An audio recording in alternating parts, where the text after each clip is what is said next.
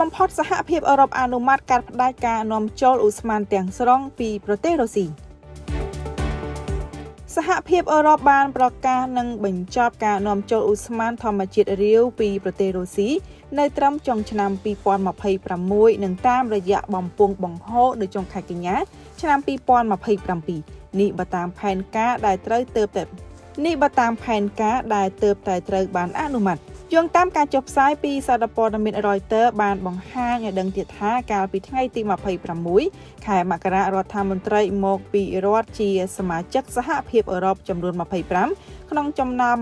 27បានអនុម័តច្បាប់ថ្មីមួយស្ដីពីការហាមឃាត់ការនាំចូលឧស្ម័នរុស្ស៊ីនៅក្នុងកិច្ចប្រជុំមួយនៅទីក្រុង Brusselsតាមរយៈការអនុម័តនេះមានន័យថា EU នឹងបញ្ចប់ជាផ្លូវការនៅការនាំចូលឧស្ម័ន LNG របស់រុស្ស៊ី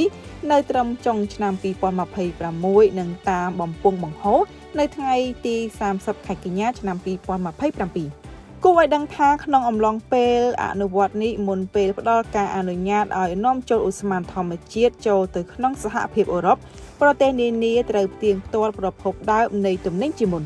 ប្រសិនបើប្រទេសជាសមាជិកណាមួយមិនអនុវត្តតាមច្បាប់ថ្មីនេះនោះនឹងមានការពិន័យយ៉ាងហោចណាស់ 2.5 លានអឺរ៉ូដល់40លានអឺរ៉ូជំរាបជូនថាសហភាពអឺរ៉ុបចាត់ទុកគោលនយោបាយថ្មីនេះថាជាព្រឹត្តិការណ៍សំខាន់មួយក្នុងការសម្រេចគោលដៅនៃការបញ្ចប់ការពឹងផ្អែករបស់ EU លើថាមពលរុស្ស៊ីដែលជាគោលដៅមួយត្រូវបានព្រមព្រៀងគ្នាដោយមេដឹកនាំប្រទេសជាសមាជិកនីមួយៗនៅក្នុងសេចក្តីប្រកាស Versailles នៅក្នុងខែមីនាឆ្នាំ2022